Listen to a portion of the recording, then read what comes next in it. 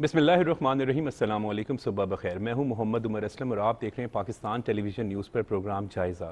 Programme جائزہ میں آج کی اچھی بات، زندگی ایسے گزاریں کہ آپ سے کسی کو کوئی تکلیف نہ ہو، کیونکہ آپ کی دی ہوئی تکلیف کی وجہ سے کسی کی دل آزاری ہو سکتی ہے۔ پروگرام جائزہ میں آج جن خبروں پر ڈسکشن کی جائے گی وہ آپ سے شیئر کر لیتے ہیں۔ پریکٹس اینڈ پروسیجر ایکٹ قانونی قرار، پرانے فیصلوں کے خلاف اپیل کا حق کالعدم، جبکہ غزہ پر اسرائیلی جارحیت بھی ہمارے پروگرام میں آج ڈسکشن ہوگی ٹاپک پر۔ ان ٹاپکس پر ڈسکشن کے لیے اسٹوڈیو میں موجود مہمانوں سے آپ کا تعارف کروا دیں۔ ماہر قانون راجہ خرم صاحب ہمارے ساتھ موجود ہیں۔ راجہ صاحب آپ کا بہت بہت شکریہ۔ سینئر صحافی تجزیہ کار علی مسلم ساہی صاحب ہمارے ساتھ موجود ہیں۔ ساہی صاحب آپ کا شکریہ۔ اینکر پرسن سینئر صحافی تجزیہ کار منیز معین ہمارے ساتھ موجود ہیں۔ منیز آپ کا بھی بہت بہت شکریہ۔ راجہ صاحب، کل بڑا اہم فیصلہ آیا چیف جسٹس کی جانب سے، فل کورٹ بیٹھا ہوا تھا، اور اس فیصلے کے حوالے سے کیا کہیں گے؟ دیکھیں جی، ایک بہت بہترین اور بڑا اچھا فیصلہ تھا۔ اس پروسیجر جو ایکٹ ہے اس کے حوالے سے اگر ہم دیکھیں تو پارلیمان کی قانون سازی کی جو اہمیت ہے اس کو مان لیا گیا، اور اس حوالے سے جو اب دیکھیں اپیل کا حق بھی ہے وہ بھی اس کو بھی لیا گیا، لیکن اس کے لیے 14 دن دیے، 14 دن کے اندر ہم جو امپورٹنٹ چیز وہ یہ ہے کہ اب کوئی بھی کیس جو فکس ہوگا، جس کی ہیئرنگ کے حوالے سے کوئی ہوگا، تو وہ 14 دن میں اس کا فیصلہ ہونا چاہیے۔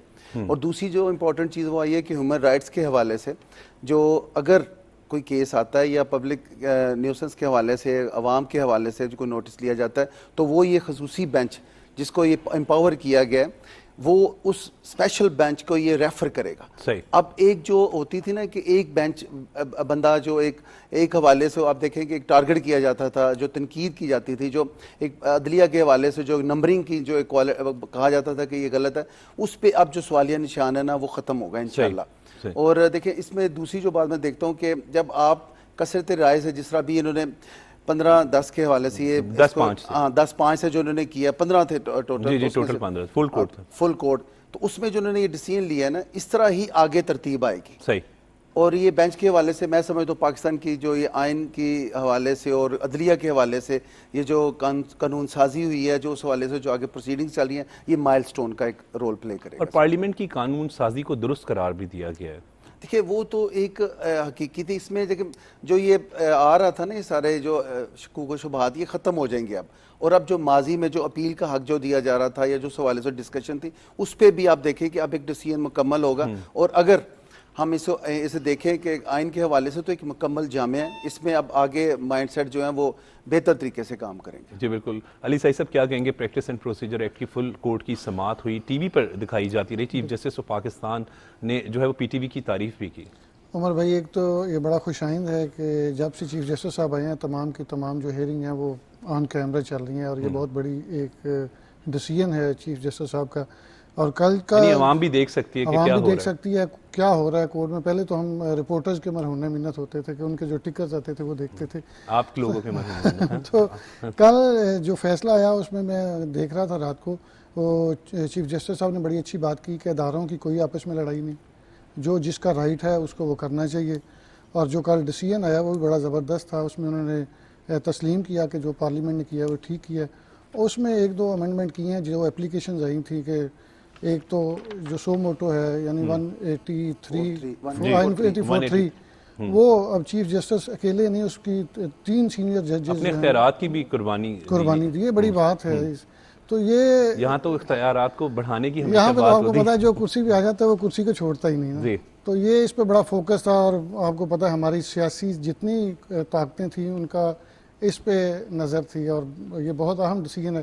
اس میں معمولی چیزیں جو ہیں وہ ترمیم کی گئی ہیں، لیکن اب دیکھنا یہ ہے کہ اس کا ہمارے آنے والی جو سیاسی ایک سینیریو ہے اس پہ کیا امپیکٹ آئے گا۔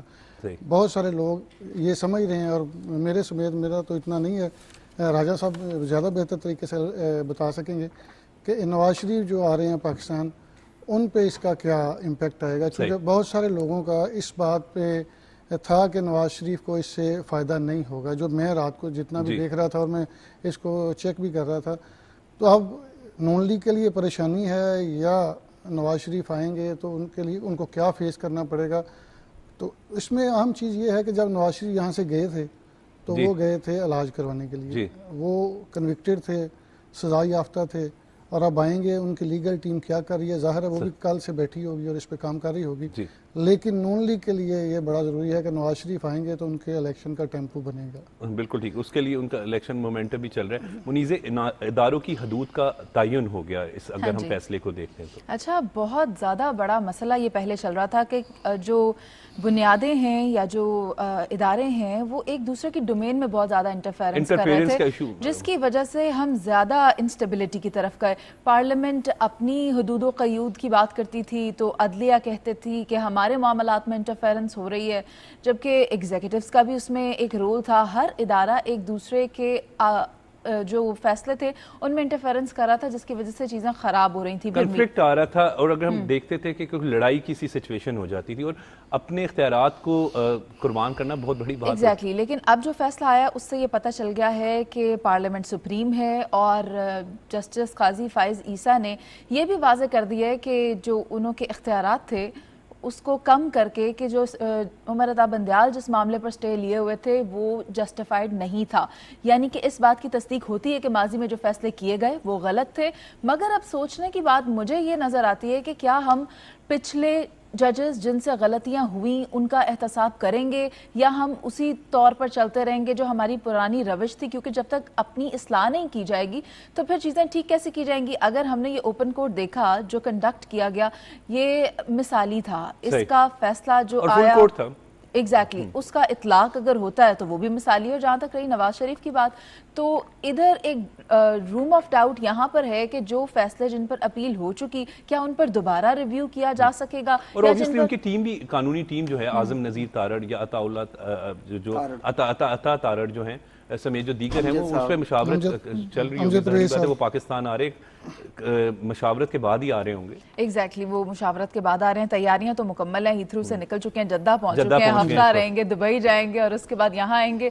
اور نون لیگ بھی پوری تیاریاں کریے کہ کس طرح سے ویلکم کرنا ہے اب ان کا. بالکل ٹھیک کہہ رہے ہیں, اب نون لیگ بھی تیاریاں کریے. لیکن راجہ خرم صاحب, ہم اسی فیصلے کے حوالے سے جب ہم بات کرتے ہیں تو پارلیمنٹ قانون بناتی ہے اور پھر عدلیہ جو ہے وہ اس کو امپلیمنٹ کرتی ہے. بالکل تشریح کرتی ہے. اور دیکھیں اس والے سے جو میاں صاحب کا فرما رہے تھے اس میں وہ پروٹیکٹیو بیل لیں گے. دو جو کیسز یہاں پہ اس وقت ایون فیلڈ کو عزیزی ہے, وہ اس میں ان کی نان پریزنس کی وجہ سے وہ اس وقت ایکٹیو نہیں تھے.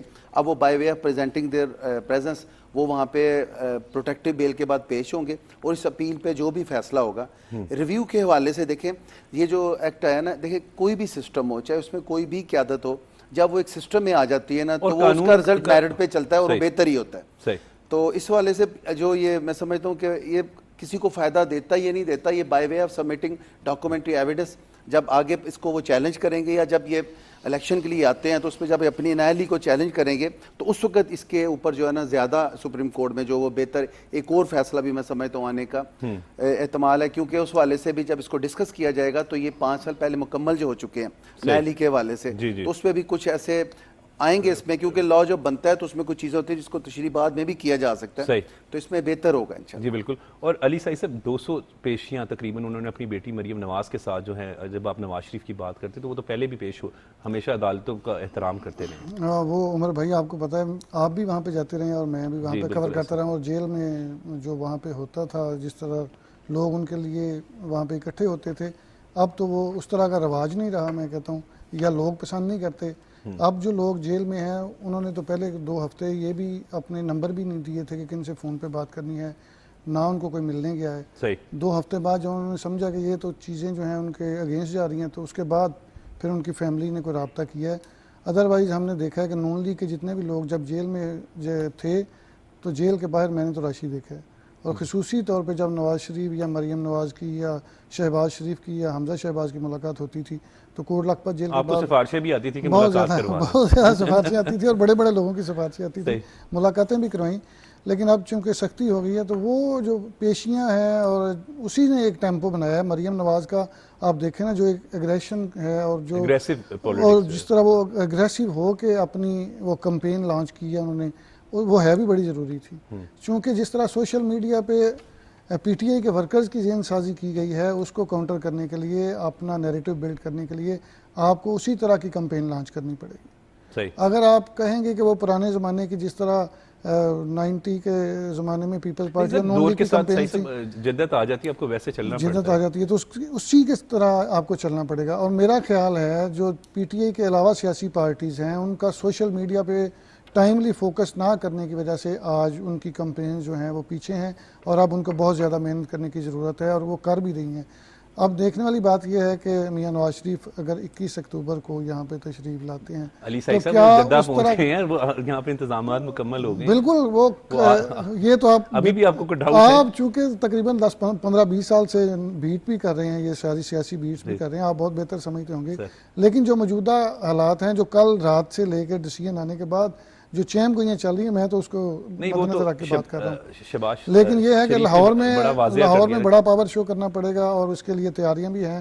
آپ کو بھی پتہ ہے ایک جو ریونڈ میں اب کیا ہے تو وہ بڑا زبردست رہا ہے. نیاز بیگ میں جو ہے وہ ایک بہت بڑا جو ہے وہ سیف کھوکر کی جانب سے کیا گیا، اس میں صرف 20,000 کرسیاں لگائی گئی تھی اور تقریباً 40,000 لوگ جو ہیں وہ وہاں پر آئے تھے، اور ایک جمع غفیر تھا. تو مسلم لیگ نون کا ایک بہت بڑا پاور شو آلریڈی ہو چکا ہے. اور اس میں پھر دوسری بات یہ ہے کہ جب شہباز شریف خود نکلے ہیں اور انہوں نے اپنا پورا وہ صرف 2 حلقوں کا تھا، یہ بھی واضح ہے، وہ صرف کھوکر برادران کے حلقے کا تھا. وہ بالکل مینار پاکستان میں ان کے انتظامات بہت زیادہ ہوں گے، اور یہ کھوکر برادران کا تھا، اور انہوں نے وہ اس کو کامیاب کر کے دکھایا.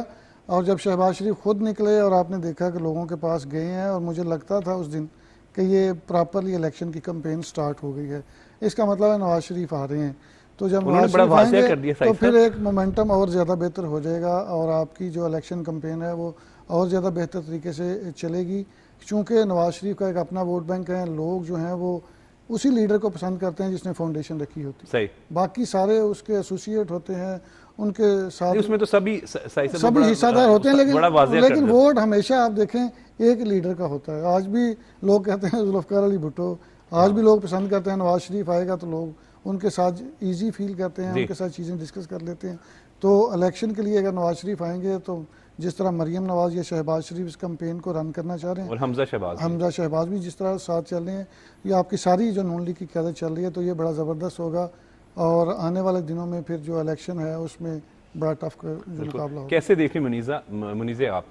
توقع تو یہی کی جا رہی ہے کہ نواز شریف صاحب واپس آئیں گے، اور آپ والی بات اور میرے والی بات جو میں نے پہلے کی کہ تیاریاں جو ہیں وہ حتمی ہو چکی ہیں، جدہ میں موجود ہیں. لیکن looking forward to the response جو جلسوں میں ہمیں دیکھنے میں مل رہا ہے، پہلے میں اچھا نہیں تھا، دوسرے میں بہتر تھا، لیکن میں ایک انالیسس اسٹڈی کر رہی تھی اور اس میں یہ تھا کہ اب مزید جلسے شاید وہ کنڈکٹ نہیں کریں گے، اس لیے کہ لاہور میں میں کلیئر کر دوں، لاہور میں 13 کو رانا تنویر حسین سابق وفاقی وزیر تعلیم، ان کے حلقے میں شہباز شریف جلسہ کرنے جا رہے ہیں. ہاں، لیکن بات یہ جو سامنے آئی تھی نا اس انالیسس سے، وہ یہ تھی کہ رسپانس ان کو زیادہ اچھا نہیں ملا. شاید وہ پہلے کی بات ہو رہی ہے کیونکہ دوسرے میں تو بہت اچھا رسپانس ملا، تو وہ چاہتے ہیں کہ ایک میسو جلسہ کریں جس کے لیے ایک ہی ڈیٹ اناؤنس کی جائے اور سب مل کر اس کی تیاری کریں اور 21 کو بھرپور ویلکم کیا جائے.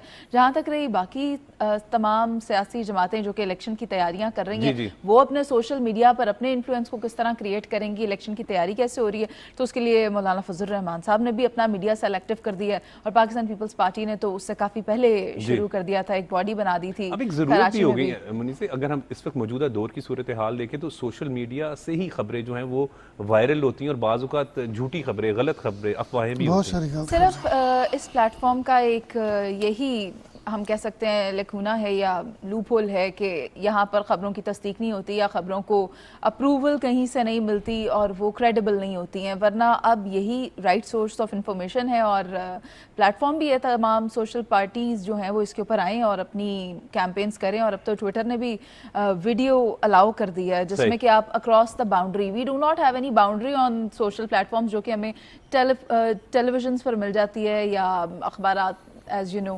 تو جو سوشل پلیٹ فارمز ہے وہ رائٹ وے آف کیمپین ہے. آپ نہیں سمجھتی کہ سوشل میڈیا، ہم سوشل جب اس بات کرتے ہیں ٹویٹر کی، فیس بک پہ، ہمارے معاشرے میں جو ہے وہ عدم برداشت کا کلچر جو ہے وہ بڑا پروان چڑھا ہے، اس پہ بھی تھوڑا سا اس حوالے سے کام کرنے کی ضرورت ہے. ایگزیکٹلی، اس کے لیے تو ہمارے جو ادارے ہیں ان کو دیکھنا ہوگا کہ ان کو اس طرح کس طرح سوشل میڈیا کو ریسٹرکٹ کرنا ہے کہ یہاں پر. لیکن دیکھیں اس کے اوپر کچھ ویڈیوز ہوتی ہیں جس کا کنٹینٹ ڈسپلے ہونے سے پہلے آپ سے پوچھا جاتا ہے are you willing to watch it, تو اس طرح کی ریسٹرکشنز ابھی اس طرح موجود ہیں. لیکن کانٹینٹ اپلوڈ کرنے کے لیے کوئی میرا خیال ہے گلوبل لیول پر کوئی چیز کی جائے تو بھی ریسٹرکشن لگ سکتی ہے. جیسے کہ آپ دیکھیں چائنا ہے جہاں پر کچھ ویب سائٹس کی ایکسیس نہیں ہے. اگر ہم اتنا ہی گریو ڈیسیجن لیتے ہیں تو پھر ہمیں بھی اپنے ملک میں کچھ ویب سائٹس کو اگر ہم سلائٹلی ریسٹرین نہیں کر سکتے تو پھر مکمل طور پر ریسٹرین کرنے کی طرف جانا چاہیے. جی بالکل ناظرین، وقت ہو رہا ہے بریک کا. بریک کے بعد جب ہم آئیں گے تو اسرائیلی جارحیت جو غزہ پر جاری ہے اس پر بات کریں گے.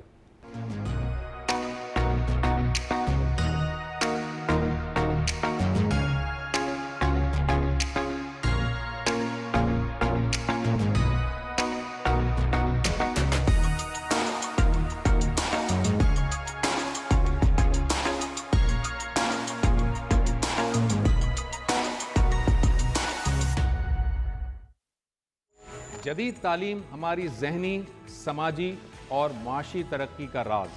جدید تعلیم دنیا کی سب سے بڑی طاقت.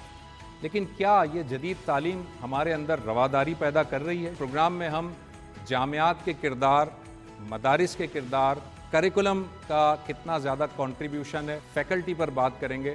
حکومت کی کیا پالیسیز ہیں؟ یہ سارے سوالات ہیں جن پر یہ پروگرام مبنی ہے. جدید تعلیم اور انتہا پسندی دیکھنا مت بھولیے گا P T V net work.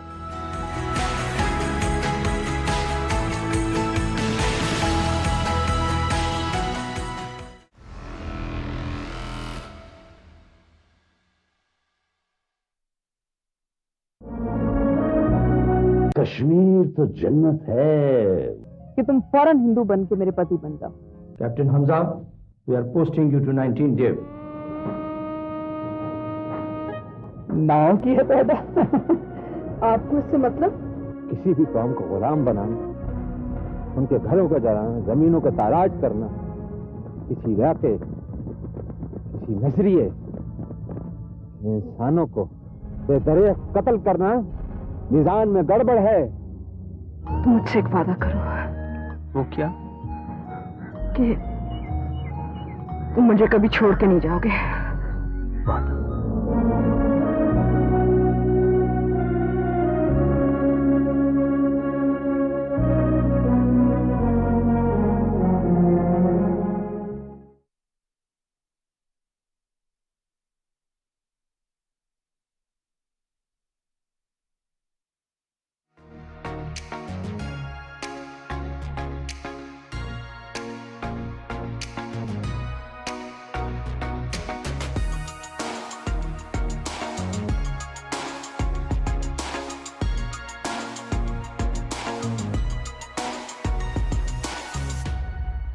Welcome back. راجہ صاحب، اسرائیلی جارحیت غزہ فلسطین پر جو ہے وہ جاری. 1100 فلسطینی شہید ہو چکے ہیں، محاصرہ کیا ہوا ہے، کرفیو کا بلکہ اس کو کہ جیل بنایا ہوا ہے.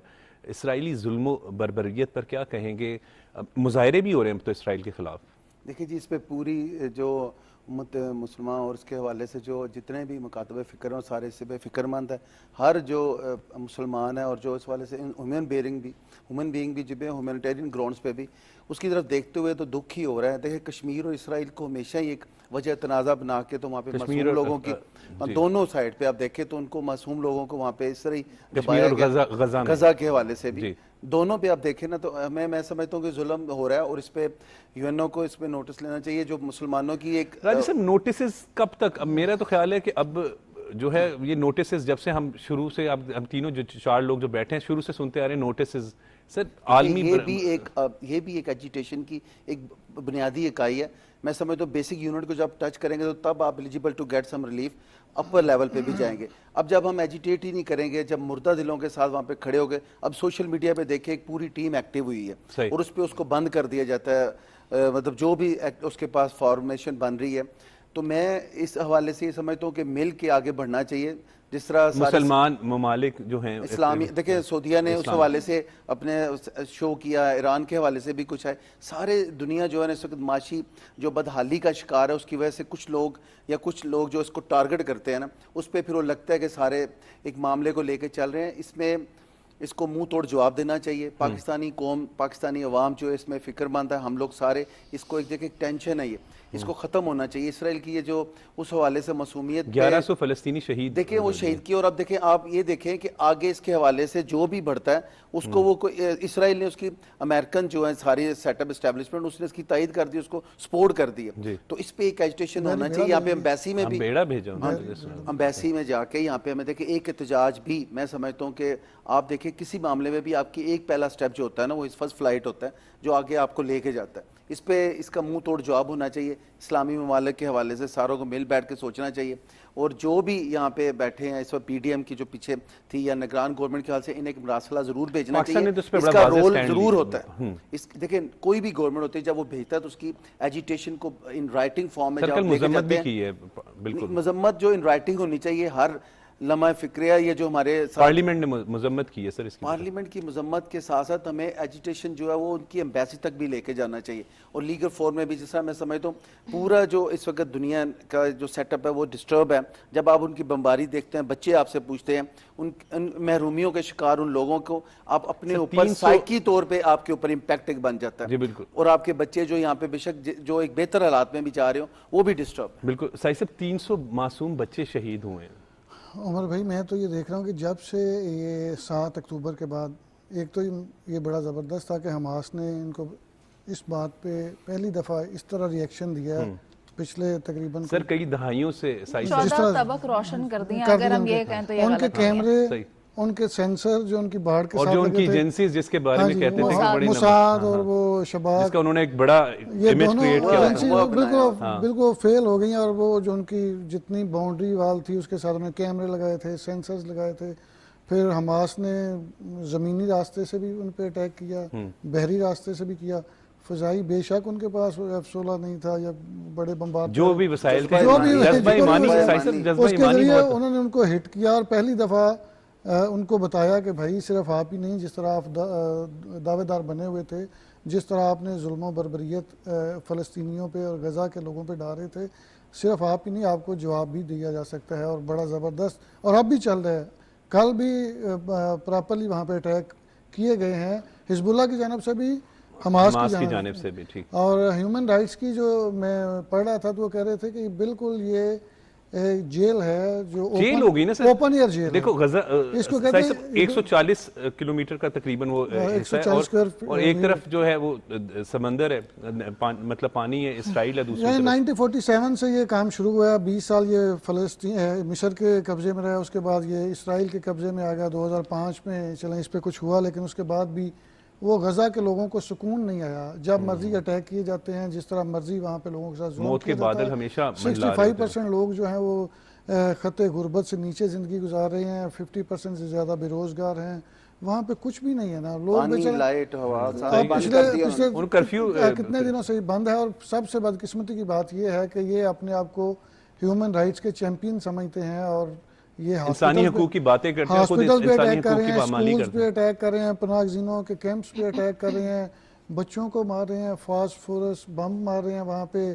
اور یہ آپ کی ہے جو بہادری جو آپ شو کرنا چاہ رہے ہیں. اور کل میں ایک ویڈیو بھی دیکھ رہا تھا سوشل میڈیا کی, جیسے بات کر رہے تھے تو کوئی برطانوی منسٹر تھے, وہاں پہ کوئی پریس سے بات کرنا چاہ رہے تھے تو سائرن بج گیا راکٹ حملے کا, تو وہاں سے انہوں نے دوڑ لگا دی. تو یہ فرق ہے جذبہ ایمانی کا, یہ فرق ہے جذبہ ایمانی کا اور اس طرح کے لوگوں کا جن کو اللہ تعالیٰ پہ یقین نہیں ہے. لیکن میں تو مجھے دلی طور پہ دکھ ہوتا ہے, جس طرح راجہ صاحب کہہ رہے تھے کہ ہم کوئی بھی ویڈیو دیکھیں تو بچے پوچھتے ہیں, بزرگ پوچھتے ہیں. تو یہ پچھلے کئی سالوں سے چل رہا ہے. جموں کشمیر, آزاد جموں کشمیر کی بات کر لیں یا غزہ کی بات کر لیں یا فلسطین کی بات کر لیں, تو وہ چیزیں تو ڈھکی چھپی ہے ہی نہیں.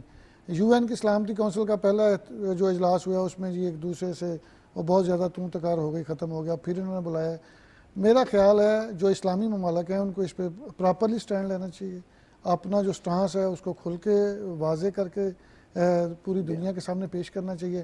ایرانی صدر نے, میں دیکھ رہا تھا کہ سعودی شہزادے سے رابطہ کیا ہے, ترک جو طیب اردگان سے رابطہ کیا. علی بھائی, جب طاقتور ممالک اسرائیل کی حمایت میں کھڑے ہو رہے ہیں تو پھر مسلمان جو ممالک ہیں ان کا بھی تو فرض بنتا ہے. عمر بھائی ساری زندگی ہم نے یہی دیکھا ہے کہ اسرائیل سے طاقتور کوئی نہیں, لیکن حماس نے یہ سارا پول کھول دیا. دیکھیں نا, ان کے 1300 بندے مارے گئے ہیں, وہاں پہ تو ایک بندہ مر جائے تو وہ 1200 کی بھی آئی یہ اخبار 1200 سے 1200 سے 1300 ہوں گے. تو اگلی بات یہ ہے کہ میں کل بھی دیکھ رہا تھا کہ ان کی کابینہ کی ایک خاتون جو ہے منسٹر وہ وہاں پہ کھڑی تھی، تو لوگوں نے ان کو گھیر لیا کہ آپ کی وجہ سے یہ ظلم ہو رہے ہیں لوگوں پہ، آپ کی وجہ سے ہمارے بندے مارے گئے ہیں. پہلی دفعہ ریئیکشن آیا تو دیکھیں کس طرح وہاں پہ لوگ جو ہیں وہ نکلے ہیں. لیکن مسئلہ یہ ہے کہ آپ یہ سوچیں کہ وہ بچے جن کے والدین بچپن ہی آپ کی بمباری کی وجہ سے مارے گئے، انہوں نے نہ دیکھا کچھ، نہ ان کو کوئی خوشی نصیب ہوئی، نہ ان کے کوئی ایجوکیشن نصیب ہوئی، نہ ان کا کوئی فیوچر ہے. ان کا فیوچر بھی یہی ہے، دیکھیں نا پوری کی پوری جو غزہ کی پٹی ہے اس کو بمباری کے ذریعے مسمار کیا جا رہا ہے، وہ دیکھنے کے قابل ہی نہیں تھی. تو جو لوگ بیچارے وہاں پہ رہ رہے ہیں ان کے کیا حالات ہوں گے، وہ تو بڑا انفارچونیٹ ہے. پتہ نہیں کب یہ ہیومن رائٹس کے چیمپئنز جو ہیں وہ اس پہ کب حقیقی بات کریں گے. چونکہ مسلم ایک ملک ہے، مسلم آبادی وہاں پہ زیادہ ہے، ہماری بھی دل سارا کچھ یہ سیکنڈری رکھتے ہیں. بالکل ٹھیک کہہ رہے ہیں. اور منیزے ہم اس ساری صورتحال میں دیکھیں تو تکلیف تو واقعی ہوتی ہے کہ ایک طویل عرصے دہائیوں سے جو ہے اسرائیلی مظالم جو ہیں وہ وہاں پہ جاری ہے. اب حماس نے جب اپنا دفاع کرتے ہوئے جو حملہ کیا ہے تو اس پر کچھ طاقتور ممالک اگر ہم بات کریں تو ایگزیکٹلی یو ایس ہے، یو کے ہے، یورپین یونین ہے جو کہ اسرائیل کی سائٹ پر ہے، اور اگر فلسطین یا غزہ کو کسی کی حمایت ہے تو وہ ایران ہے. مگر اب اس کے اندر ہم دیکھ رہے ہیں کہ سعودی عرب سے بھی رابطہ ہوا ہے. بٹ میں یہاں پر یہ کہنا چاہتی ہوں کہ it is 43 kilometre long and 10 kilometre wide and highly population wise dense. تو وہاں پر کہا یہ جاتا ہے کہ 2.3 ملین لوگ وہاں پر رہتے ہیں، یعنی کہ 23 لاکھ، جن میں سے کہ بتایا یہ جاتا ہے کہ 1 ملین جو لوگ ہیں وہ یو این کے ایڈ پہ سروائیو کر رہے ہیں. یعنی سطح غربت 10 لاکھ لوگ ایڈ پر سروائیو کر رہے ہیں. اور جب اب وہاں پر اسرائیل کو ایکسیس ہے، ایئر ایکسیس ہے، اندر کون انٹر ہو رہا ہے یا ایگزٹ کون کر رہا ہے اس کی رسائی یا کنٹرول ایجپٹ کے پاس ہے. انہوں نے ہر قسم کا راستہ بند کر دیا ہے، فوڈ نہیں جا رہی، پیٹرول نہیں جا رہا، اور پہلے بھی وہاں کے حالات کون سے اتنے بہتر تھے. تو اب جو لوگ ہیں وہ بہت زیادہ بدترین زندگی وہاں پر گزار رہے ہیں. زندگی تو ہم نہیں کہہ سکتے کیونکہ فوٹیجز جو سامنے آ رہی ہیں اس کے اندر تو جو مناظر ہیں وہ ہم اپنے الفاظ میں بھی نہیں بیان کر سکتے. لیکن جو میں نے اس میں آج ایک انیشیٹو دیکھا وہ یہ ہے کہ جو حماس ہیں انہوں نے ایک اسرائیلی خاتون اور بچے کو ریلیز کیا ہے، اسے بھیجا ہے. It's a kind gesture. اگر جو فلسطینی 4500 اسرائیل نے اپنے پاس قید رکھے ہیں تو پھر ان کو بھی چاہیے کہ ان کو ریلیز کرنا شروع کرے، کیونکہ ہو سکتا ہے کہ حماس کے اٹیک کرنے کی وجہ کیا تھی، وہ وجوہات کون سی تھیں، ان کو دیکھتے ہوئے ان کو اگر انشور کیا جائے تو ہو سکتا ہے کہ یہ سلسلہ رک جائے. مگر یہ رکتا ہمیں نظر نہیں آ رہا. دنیا یہ کہتی ہے یا وہ طاقتور ممالک یہ کہتے ہیں کہ حماس از اے ملیٹنٹ گروپ، جبکہ مسلمان ممالک یہ کہتے ہیں کہ دے آر فریڈم فائٹرز اور وہ اپنی آزادی کے لیے لڑیں اور ہمیشہ سے لڑتے آ رہے ہیں. مسلمز کے تو میں نے جتنا بھی دیکھا ہے وہ منیزے کی بات کو سیکنڈ کریں گے، ہمیشہ یہ کہتے ہیں کہ یہ دہشت سر اپنا دفاع کرنا جو ہے اپنا دفاع کرنا ہے، اور ساری دنیا دیکھ رہی ہے جس طرح وہاں پہ. میں یہ سمجھتی ہوں کہ ہم جس طرح کہہ رہے ہیں کہ پارلیمنٹ میں اس کو کنڈیم کیا گیا اور عالمی اداروں کے سامنے یا عالمی سطح پر اس کے خلاف آواز اٹھانی چاہیے، بٹ ہمیں کیا کرنے کی ضرورت ہے. میں نے اس بارے میں ایک بڑی اچھی کنکلوژن نکالی ہوئی ہے کہ ہمارے جو انفلوئنشل لوگ ہیں یا جو ممالک ہیں جن کی آواز سنی جاتی ہے، ان کو چاہیے کہ اپنی سپیس وہاں پر بنائیں جہاں پر فیصلے ہوتے ہیں، جہاں فیصلہ سازی ہوتی ہے، تاکہ وہ ان ممالک کے لیے کوئی بھی پالیسی بنوا سکیں، ان کو کس طرح فیور کرنا ہے یا مسلمانوں کی آواز کس طرح سے اٹھانی ہے. وہاں پر اگر اپنی جگہ بنائیں گے تو ہی کوئی ہم فیصلہ کرا سکیں گے، ورنہ کہاں آواز اٹھائی تو آج ہم کشمیر آزاد کرائے بیٹھے ہیں. بالکل ٹھیک کہہ رہے ہیں. اور اس حوالے سے امریکہ سمیت دیگر ممالک میں بھی اسرائیل کے خلاف مظاہرے ہو رہے ہیں. ہاں جی، ایمبیسیز کے باہر مظاہرے کیے جا رہے ہیں، لیکن مظاہرے تو ہوتے ہی رہے ہیں. مظاہرے تو ہم کشمیریوں کے لیے بھی کرتے ہیں، فلسطینیوں کے لیے بھی کرتے ہیں، اور جہاں جہاں پر مسلمانوں کو سپریس کیا جاتا ہے. لیکن ان مظاہروں پریکٹیکل کرنا چاہیے. ایگزیکٹلی پریکٹیکل کچھ کرنے کی ضرورت ہے. تحریری طور پر لکھ کر اس کو سائن کروا کر مسلمان ممالک سے ان کو یو این میں پیش کریں. ہو سکتا ہے کہ اگر یہ قطرہ قطرہ مل کر دریا بن جائے اور ہم سب مل کر اگر فلسطینیوں کے لیے کچھ کر سکے تو ہمیں کرنا چاہیے. مگر again social media plate form کے اوپر اگر یہ مل کر آواز اٹھائی جائے تو ہو سکتا ہے کہ اس پر ہم مائل سٹون اچیو کریں، مگر بہت جلدی نہیں، تھوڑا دیر سے. بالکل. اور ابھی آپ بات کری تھی کہ حماس نے جو ہے وہ ایک بچے کو اور ایک خاتون کو جو ہے وہ چھوڑا، جی، لیکن ادھر دوسری جانب ہم وہاں پر جب دیکھتے ہیں تو اسرائیلی بمباری کا جو مین ٹارگٹ ہو رہے ہیں وہ سویلینز ہو رہے ہیں، اور خصوصاً بچے 300 بچے جو ہیں وہ شہید ہو گئے، بزرگوں کو، خواتین کو خصوصاً وہ ٹارگٹ کر رہے ہیں. یعنی ہاں جی، تو اس پہ یہی ہے نا کہ وہ ایک غلط طریقہ کار ہے ان کے لیے. تو اس کے لیے کوئی بھی فارمولا سیٹ نہیں ہے نا کہ انہوں نے کس کو ٹارگٹ کرنا ہے. They just have to do the mass killing of the Muslims and that is what is happening since long. صحیح، بالکل. اور راجہ صاحب یہ بات تو بالکل درست ہے کہ ہمیں ایسی آواز بننا چاہیے کہ ہم عملی طور پر ان کے لیے کچھ کریں. دیکھیے جی، یہ بہت ضروری ہے اس وقت. اگر آپ یہ دیکھیں، یہ انٹرنیشنل جو فورمز ہوتے ہیں نا، وہاں پہ آپ نے اپنے آپ کو جو اپیئر کرنا ہوتا ہے نا، وہ آپ نے اپنی گورنمنٹس کو ساتھ لے کے چلنا ہوتا ہے. انڈیپینڈنٹ بھی آپ جا سکتے ہیں، لیکن کشمیر کے حوالے سے دیکھیں کوئی ایکٹیویٹی نہیں آ رہی، کیونکہ سیپریٹ سسٹم نہیں ہے وہاں پہ. وہ وہی ہے جو انڈیا کے ساتھ ہو کے مل کے چل رہا تھا. یہ انشاءاللہ جلدی میں امید کرتا ہوں کہ اگر آپ دیکھیں مسلمانوں کا جذبہ جو ہے، سوشل میڈیا ہمارے پاس نہیں تھا پہلے، اس وقت بھی اور اب بھی. اب دیکھیں یہ سارے سلسلے جو ہے نا انشاءاللہ کامیاب ہوں گے، لیکن اس کے لیے جو پبلک کی اوپینین، میں سمجھتا ہوں کہ ایجیٹیشن جا کے ایمبیسی کے سامنے جو بھی امریکن ایمبیسی جو کوئی اس کی فیور میں اگر بیان دے رہا ہے، جیسے اگر کوئی دے رہا ہے اس کے حق میں یا مخالف میں، تو اس کا نوٹس لے کے اس کو بائی وے آف رائٹنگ جو ہے نا پریزنٹ کیا جائے انٹرنیشنل فورم پہ. اور جس طرح دیکھیں اس وقت لندن میں اور جس طرح لوگ جو ایجیٹیٹ کر رہے ہیں نا، تو وہ ایمبیسیز کے سامنے جا کے کریں، پاکستان کی ایمبیسی کے سامنے جا کے کریں کہ جو اسرائیل کے حوالے سے آگے اپنی انیشیٹ کریں ساری سب. اور انٹرنیشنل لائر فورم جو ہے، میں سمجھ رہا ہوں اس کا بھی کچھ دوست ہمارے وہاں سے ہمارا رابطہ ہوا ہے، تو وہ وہاں پہ پہنچ رہے ہیں. اچھا، انٹرنیشنل لائر فورم جس کے چودھری انصر صاحب پاکستان سے ہی پریزیڈنٹ ہیں، جی، جو سولیسٹر ہیں اور لندن میں جن کا آفس ہے. تو کچھ دوست وہاں پہ جو ہیں وہ اس کو پریزنٹ کر رہے ہیں ان رائٹنگ فارم میں بنا کے، کہ وہاں پہ جا کے کسی بھی فورم پہ اس کو پریزنٹ کریں، اس کی کمپلیننٹ بنے اور کمپلین جو ہے وہ آگے پروسیڈ کریں. لیکن اس وقت جو ضروری ہے وہ میں سمجھتا ہوں جنرل رحیل جو میں نے ان کو سنا تھا اسلامک موومنٹ کے حوالے سے، انہیں وہاں پہ سپہ سالار بنا کے بھیجا گیا. ان سارے سیٹ اپس کو بھی اب آگے آواز بننی چاہیے معصوم فلسطینیوں کے لیے. بالکل ناظرین، اس پر مزید بھی بات ہوگی، لیکن وقت ہو رہا ہے بریک کا.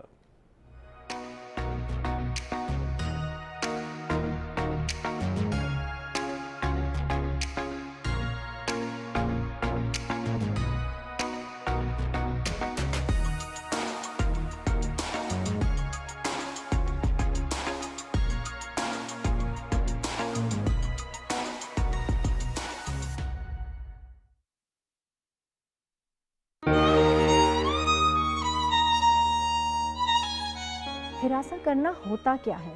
ہراساں کی ڈیفینیشن میں، ہراساں کرنے کی ڈیفینیشن میں کیا کیا چیزیں آتی ہیں؟ میری اگر ذات سے کوئی پرابلم چل رہی ہے تو اس کو میں کسی دوسرے پہ ڈال دوں ساری کہانی، وہ بھی ہراسمنٹ ہے. آپ سمجھیے، میں اس میں مرضی کو نہیں لانا چاہ رہی. جو چیز غلط ہے وہ غلط ہے، وہ عورت کرے تب بھی غلط ہے، وہ مرد کرے تب بھی غلط ہے. جب ہم ان باؤنڈریز کو کراس کریں گے تو پھر مرضی، پسند ناپسند جو ہے نا، یہ ساری چیزیں مکس اپ ہو جائیں گی. ہمارے ہاں جو لڑکیوں یا لڑکے ہیریس کیے جاتے ہیں، انہیں پراپر طریقہ ہی نہیں پتا ہم نے کہاں کمپلین رجسٹر کروانی ہے.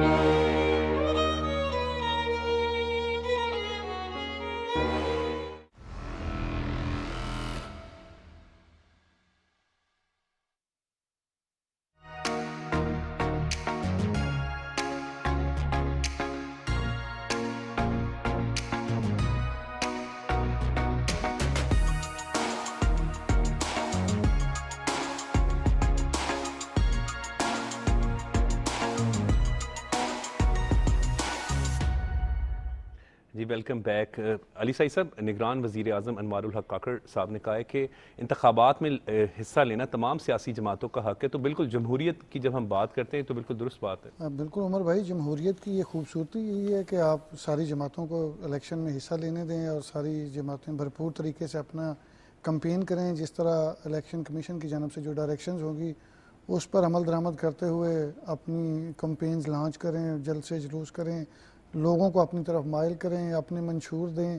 بعد میں بے شک اس پہ عمل درآمد نہ کریں، لیکن منشور الیکشن سے پہلے تو بڑا زبردست ہونا چاہیے نا. جیسے کوئی بھی پروڈکٹ آپ دیکھیں نا، عمل کرنا بھی چاہیے، اپنا عمل کرنا چاہیے. آپ دیکھیں نا، جب ایڈورٹیزمنٹ ہوتی ہے، چیزیں ڈسپلے ہو رہی ہوتی ہیں. آپ میرا خیال ہے کہ آپ وہ 1 کروڑ نوکریاں 50 لاکھ گھر میں یہی بات کرنے لگا ہوں کہ میں آپ صحیح صاحب آپ کو سمجھ پہلے آپ ہمیں دکھاتے ہیں جی کہ آپ ایجوکیشن آپ کی ٹھیک ہوگی، آپ کی ہیلتھ ٹھیک ہوگی، آپ کو روٹی، گھر، مکان، سارا کچھ ملے گا. لیکن جب آپ الیکشن جیت جاتے ہیں. وزیر اعظم ہاؤس میں گورنمنٹ آ یونیورسٹی جاتی ہے. بنانے کا بھی کہا گیا تھا. گورنر ہاؤس کو بھی کی دیواریں توڑنے کا بھی کہا گیا تھا.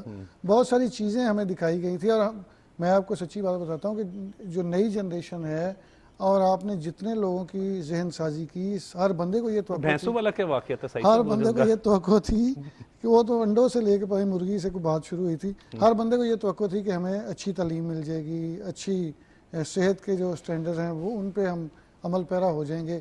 میں نے آپ کو پچھلے پروگرام میں بتایا تھا کہ میں نے اخبار میں ایک دن پڑھ رہا تھا کہ KPK میں کوئی بھی PID کا اسٹوڈنٹ نہیں ہے. آپ نے اس صوبے میں مسلسل حکمرانی کی ہے, وہ حالات کیے جہاں پہ آپ کی مسلسل گورنمنٹ تھی. تو بات یہ ہے کہ آپ جو دکھا رہے ہیں, آپ الیکشن کمپینز کریں, آپ اپنا منشور دیں, لیکن خدارہ عوام کو وہ ضرور ڈیلیور کریں جس کے آپ وعدے کرتے ہیں. ہم اور آپ الیکشن میں ان کا پورا بھرپور ساتھ دیتے ہیں, اپنے پیسے خرچ کرتے ہیں, ایون کہ جانیں چلی جاتی ہیں, لڑائیاں جھگڑے. آپ کے ہر شہر ہر گاؤں میں لڑائی بھی ہوتی ہے, قتل بھی ہوتے ہیں الیکشن کے دوران, اور یہ صحافی شہید ہوئے. ڈائیورس ریٹ بڑھ جاتا ہے آپ کا. ڈائیورس ریٹ جو کہہ رہے ہیں ڈائیورس ریٹ بڑھ جاتا ہے گھروں میں مختلف علاقوں میں, جیسے اس پہ الیکشنز ڈائیورس کا سبب بنتے ہیں. یہ منطق یہ آپ دیکھیے اپنی اسیسمنٹ یہ لیں آپ کورٹس کے حوالے سے کہ وہاں پہ اتنی لڑائیاں ہو جاتی ہیں کہ لوگوں کے خاندان تباہ ہو جاتے ہیں.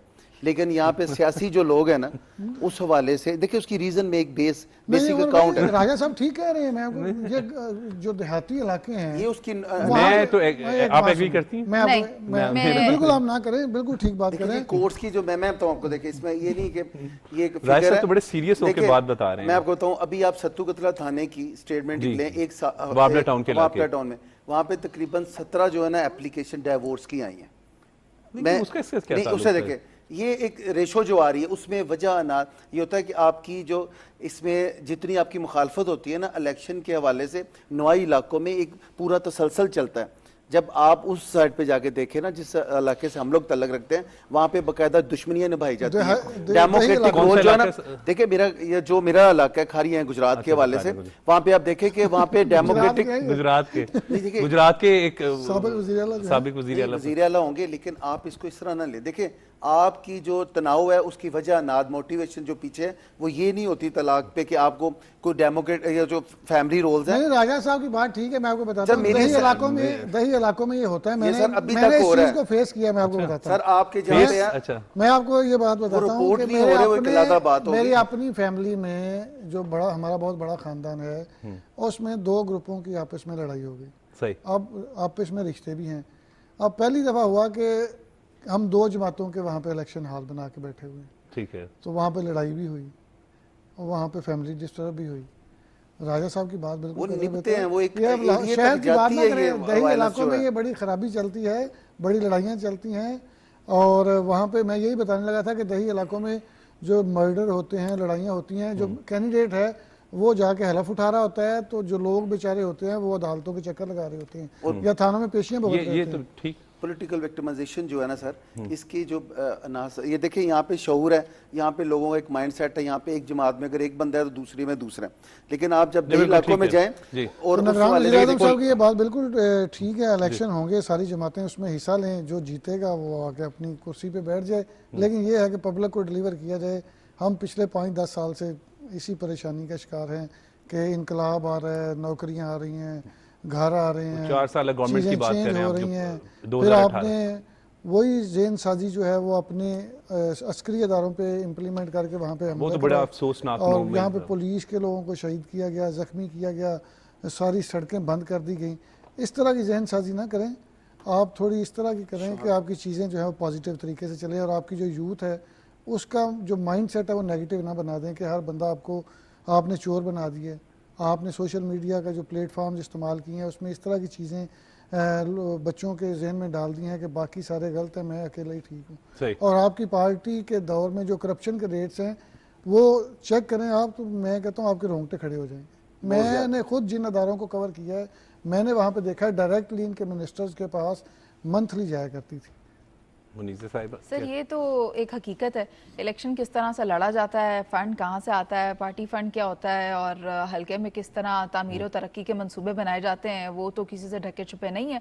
लेकिन अब देखना ये है कि जो इंतखाबात होने जा रहे हैं, क्या उसमें इक्वल पार्टिसिपेशन का राइट मिलेगा, लेवल प्लेइंग फील्ड मिलेगी, जिसका कि जिक्र बिलावल भुट्टो साहब भी कर रहे हैं, सियासी रहनुमाओं की तरफ से, पाकिस्तान पीपल्स पार्टी की तरफ से ये जिक्र ज़्यादा किया जा रहा है। और मैं ये देख रही हूँ, या अवाम जो है उनका तकाजा ये है, एक आम आदमी ये चाहता है कि पाकिस्तान तहरीक इंसाफ को इंतखाबात में हिस्सा लेने दिया जाए। अगर उस पार्टी को एलिमिनेट कर देते हैं तो लेवल प्लेइंग फील्ड बनती नहीं है, और अगर पाकिस्तान तहरीक इंसाफ को इलेक्शन का हिस्सा बनाया जाता है तो -1 होता है या नहीं होता, ये एक और बहस है। अनवारुल हक काकड़ साहब ने जो बड़ा वाज़ेह किया कि तमाम सियासी जमातों का हक है कानून और आइन के मुताबिक सब सर अनवारुल हक काकड़ साहब ने तो पहले भी एक स्टेटमेंट दी थी, उन्होंने कहा था कि एक जमात के बगैर इलेक्शन लड़ा जा सकता है, फिर उसके बाद उन्होंने अपने बयान से स्टेटमेंट्स जो है वो आती हैं और आइन और कानून के मुताबिक मुल्क को चलाया जाता है। लेकिन मुनीज़े मौजूदा सियासी सूरत हाल को जब आप देखते हैं, माशी सूरत हाल जो है वो इस वक्त सबसे बड़ा चैलेंज हमारे लिए बना, वो किस तरीके से आप समझती है कि वो बेहतर हो सकता है?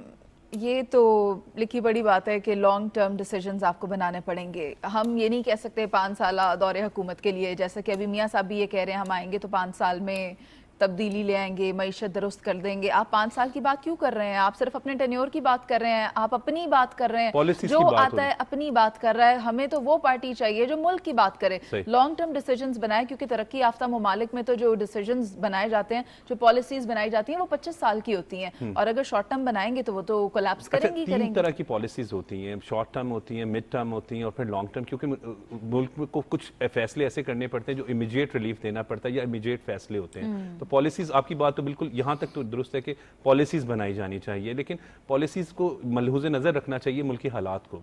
एग्जैक्टली इससे हम ये कह सकते हैं कि जो इकोनॉमिक स्ट्रक्चर है हमारा, उसको हम पॉलिटिकल से थोड़ा अलग कर दें। पॉलिटिकल इंस्टेबिलिटी तो आती रहेगी, लेकिन आप अगर इकोनॉमिक पॉलिसीज़ इस तरह की बनाते हैं कि बाद में वो आपके पॉलिटिकल सेटअप को सस्टेन करने के लिए इनफ हो जाए, तो वो तो बेहतरीन पॉलिसीज़ होंगी। लेकिन क्योंकि अगर सियासी अदम इस्तेहकाम, माशी अदम इस्तेहकाम की वजह बनता है, तो फिर तो सिस्टम ख़राब हो जाता है, यूँ नहीं चल पाता। जी अली साहब, आप अभी 9 मई का जिक्र कर रहे थे, उस पर क्या कहेंगे? फिर उसके बाद अभी क्योंकि मुनीज़े ने भी वहाँ पर डिस्कशन किया इसी हवाले से।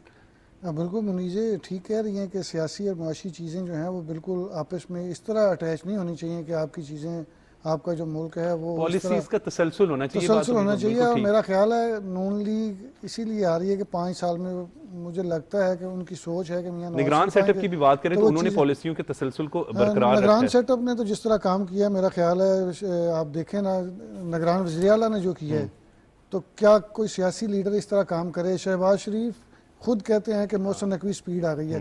शहबाज शरीफ ये काम करते थे तो आज तक लोगों में पॉपुलर हैं।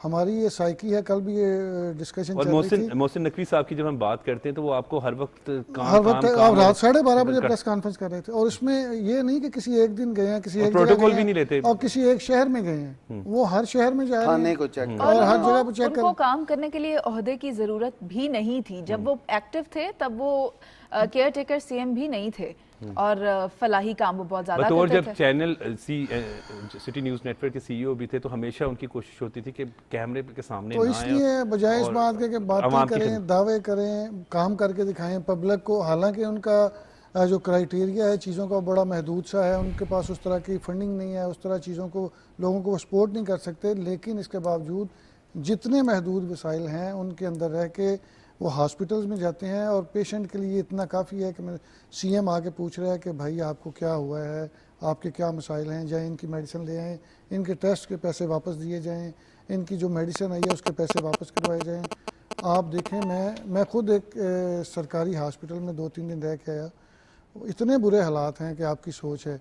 और अब जब सीएम मोहसिन नकवी साहब आए हैं, जब वो विजिट्स कर रहे हैं, तो मेरा ख्याल है उसमें 50% जो है वो बेहतरी आ चुकी है। ट्रेंड चेंज हो जाता है सर, ट्रेंड सेट हो जाता है, वहाँ पे पूरा काम शुरू हो जाता है, और वहाँ पे जो नेग्लिजेंसी है, जो डिस्क्रिपेंसीज है वो रिकवर हो जाती हैं। جی بہت بہت شکریہ راجہ خرم صاحب، آپ نے اپنا قیمتی وقت دیا. بہت بہت شکریہ علی مسلم سائی صاحب، آپ نے اپنا قیمتی وقت دیا. بہت بہت شکریہ منیزہ، آپ نے اپنا قیمتی وقت دیا. ناظرین، آج کے پروگرام میں موجودہ سیاسی صورتحال پر کمپلیٹ ڈسکشن کی گئی، جبکہ اسرائیلی جو بربریت اور ظلم ہے غزہ پہ جاری ہے اس پر بھی جو ہے وہ ڈسکشن کی گئی. نگران سیٹ اپ کے حوالے سے بھی بات کی گئی، اور بالکل درست کہا کہ نگران وزیر اعلیٰ پنجاب سید محسن رضا نقوی صاحب کے حوالے سے اگر بات کی جائے تو وہ بڑے بہترین انداز میں جو ہے وہ خدمت کر رہے ہیں. ناظرین، آپ جہاں کہیں پر بھی ہیں، بس آج کیونکہ ابھی صبح کا وقت ہوتا ہے، دن کا آغاز ہوتا ہے، تو ہمیشہ پازیٹیو مثبت سوچ کے ساتھ دن کا آغاز کریں. اللہ تعالیٰ آج کا دن بھی آپ کا اچھا گزارے، اور ہمیشہ کوشش کریں کہ جتنا دوسروں کے ہو سکتا ہے کام آئیں. مجھے اجازت دیں، دیکھتے رہیں پاکستان ٹیلی ویژن نیوز.